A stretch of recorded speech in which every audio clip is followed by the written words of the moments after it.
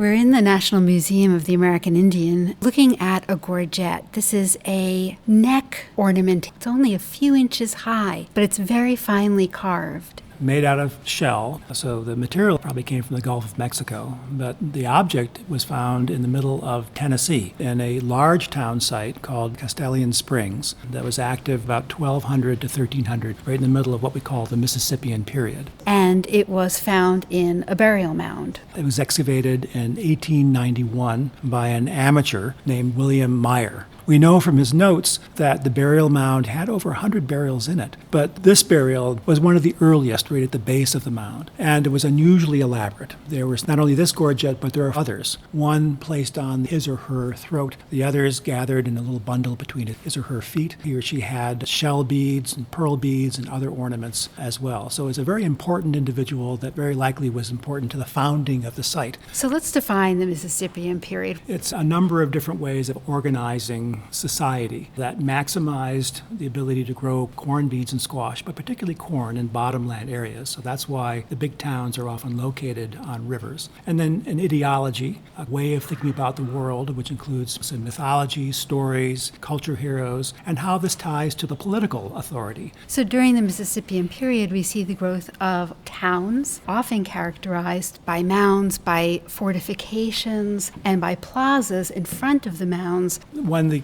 characteristic aspects of Mississippian architecture is what we call the Platform Mound, which is a big earthen structure with a flat top. And what you don't see today is that there was a wooden structure on top, often a residence for an important person or a temple. The original Mississippian town was the city of Cahokia. This was the biggest city in North America with upwards of 30,000 people. Small towns and larger towns spread out from Cahokia, taking the ideology, taking the corn growing technology, taking the art style, and spreading it out across a lot of eastern North America. The interesting thing about it is that evidently it's multi-ethnic. So it's not simply a single people or culture expanding, but the ideas and the object associated with those ideas expanding across the country and being adopted by local traditions. Cahokia dispersed about 1350 or so, but the present day Osage, Ponca, Quapaw, Kansa are very likely the descendants of Cahokia people. So when we think about what the Europeans saw when they came here, we can sometimes fall into thinking about it as a wilderness, but in fact there were major cities here like Cahokia.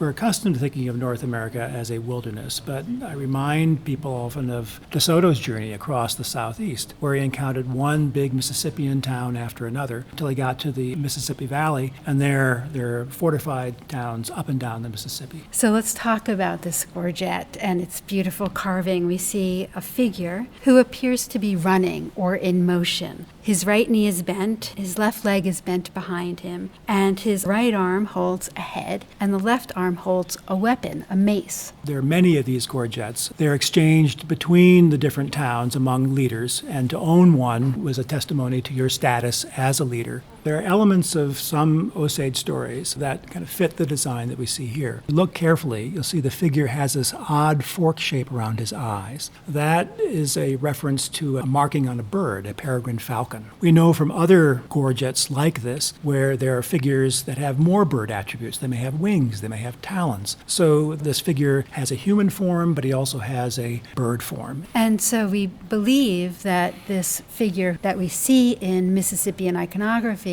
is linked to a culture hero named Morningstar. Well, we call him Morningstar, and Morningstar, of course, is the planet Venus.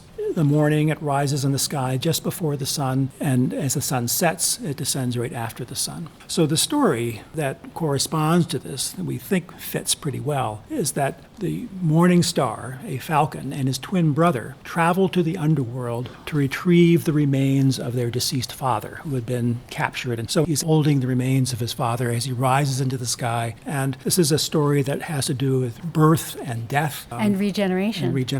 Which is tied to agriculture, of course, because you plant your seeds and you hope things grow from them. And so this cycle of regeneration, the cycle of life and death, is tied to the human world, it's tied to the agricultural world, and it's symbolized in mythology and images you see like this. The circular shape of this gorget, emphasized by the circles incised around the edges, I think makes that point too about cycles of life and death and regeneration. I think so. Images of this Birdman Morningstar figure I found in cave cave art, rock art locations all throughout this area of the Midwest, and in other media as well, sometimes in copper. The figure is head up, but we can see on the right two small circles, and so we know that the figure that we see on the gorget would have looked up at the wearer, pulling the head of the deceased father, if that's in fact who he is, up into the sky world. In Mississippian ideas of the supernatural, we have a world above and a world below with the earthly in the center. A customary way of thinking about this in the native world is that the earth is a disk and it faces the sky during the day, but as it turns,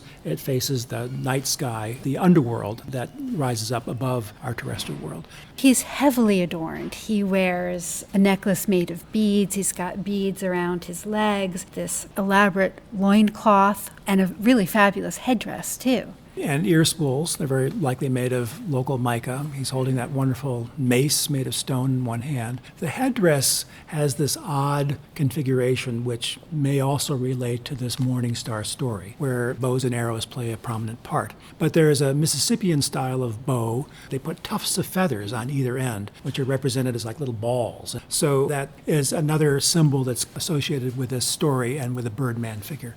We're so fortunate to have this gorget to remind us of these complex cultures that lived in North America before contact, before European colonization. And the rich legacy of art making. And these kinds of objects circulated among different people of leadership and authority. They are incredibly complex in their iconography to convey these complicated ideas. So it's a rich visual legacy, which we probably haven't paid as much attention to as we should.